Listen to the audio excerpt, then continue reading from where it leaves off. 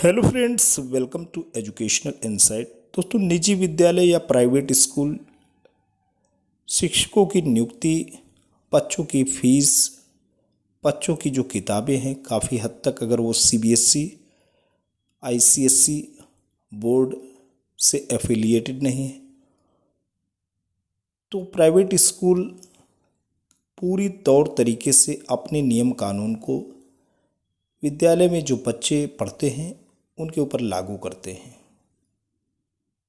बच्चों पे एक तरह से प्रयोग तो होता ही है, लेकिन बच्चों को पढ़ाने के लिए जो शिक्षक हैं उनको नियुक्ति देना,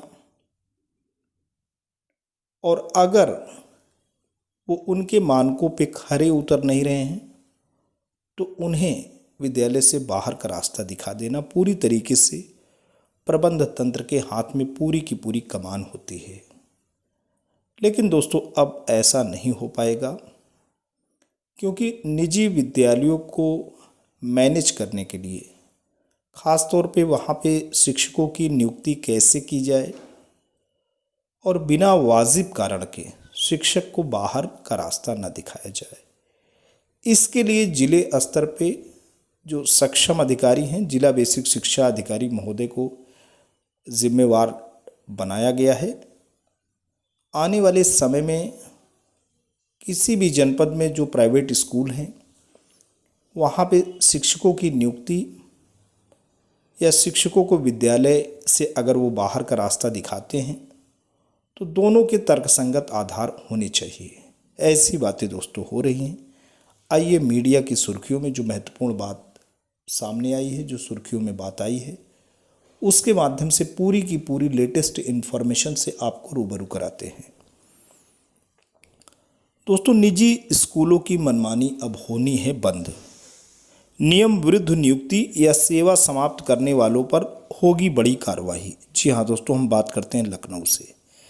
यही कि बेसिक शिक्षा से मान्यता प्राप्त निजी स्कूलों में शिक्षकों की नियुक्ति व सेवा समाप्ति में अब प्रबंध तंत्र की मनमानी नहीं चलेगी। बेसिक शिक्षा निदेशक सुभाष सिंह ने सभी बीएसए को इस संबंध में नियमावली के पालन के निर्देश दिए हैं। कहा गया है कि गड़बड़ी करने वाले प्रबंध तंत्र पर कड़ी कार्रवाई करें।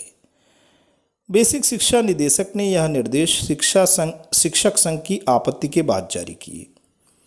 निर्देशों में कहा गया है कि बीएसए जिले में यह सुनिश्चित करें कि निजी मान्यता प्राप्त विद्यालयों में अध्यापकों की नियुक्ति व सेवा समाप्ति के संबंध में कोई भी कार्यवाही नियमावली 1975 व नियमावली 1978 में दिए गए प्रावधानों के अनुसार किया जाए।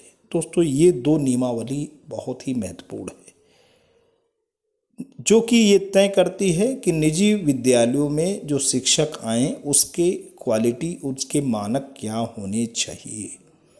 नियमावली 1975, नियमावली 1978 में ये बात दिया गया है कि कैसे शिक्षकों की नियुक्ति करें और किन कारणों के होने पर शिक्षकों को विद्यालय से बाहर का रास्ता दिखाया जाए।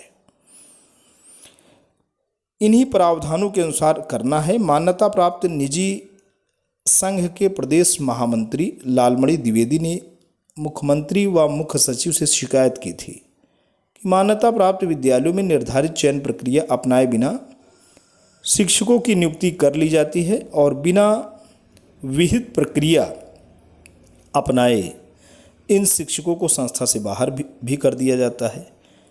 अगर हम बात करें तो गली मोहल्लों में चल रहे ज़्यादातर निजी स्कूलों में योग्य शिक्षक भी नहीं हैं और शिक्षकों का चयन भी बगैर किसी प्रक्रिया के किया जाता है।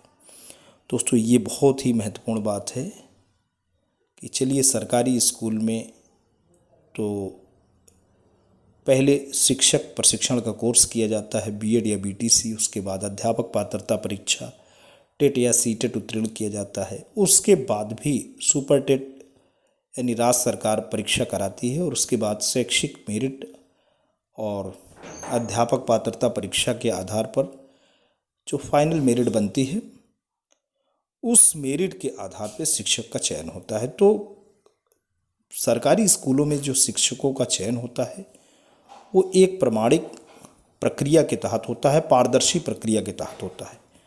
लेकिन अगर हम निजी विद्यालयों की बात करें तो निजी विद्यालय कहीं भी किसी ऐसे विद्यालय में दोस्तों बात नहीं आती है कि कोई लिखित परीक्षा हो रही है या बाकायदा इंटरव्यू हो रहा है। ज़्यादातर जो नियुक्ति है उसमें इंटरव्यू की प्रक्रिया ही अपनाई जाती है। और तो दोस्तों ये जो बातें हैं ख़ास तौर पे बच्चों के लेवल पे अगर देखा जाए तो प्रबंध तंत्र की पूरी तरीके से मनमानी चलती।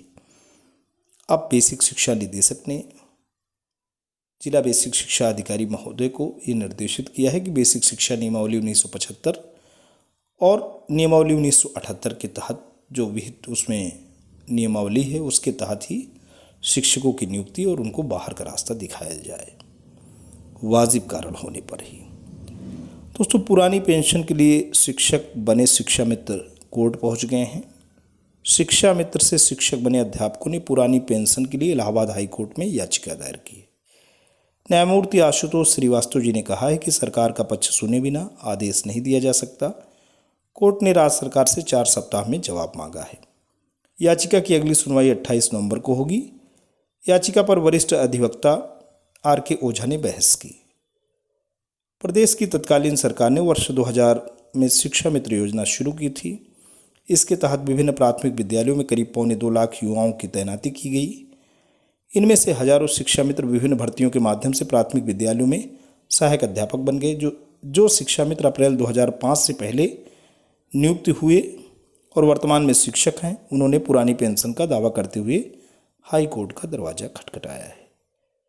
गुरचरण ललित मोहन सिंह सहित 8 लोगों ने याचिका दाखिल कर शिक्षा मित्र अवधि को शामिल मानकर पुरानी पेंशन दिए जाने की मांग की है। तो दोस्तों आज के लिए इतना ही। वीडियो इन्फॉर्मेशन लेटेस्ट अपडेट आशा करता हूँ आपको अच्छा लगा है तो आप इसे लाइक करें, चैनल पर कमेंट करें, अपने जैसे दोस्तों तक साझा करें। दोस्तों चैनल पर नए हैं, पहली बार विजिट कर रहे हैं तो प्लीज़ सब्सक्राइब करें। Thanks for watching and listening. This is Ajay Prakash Dubey signing off.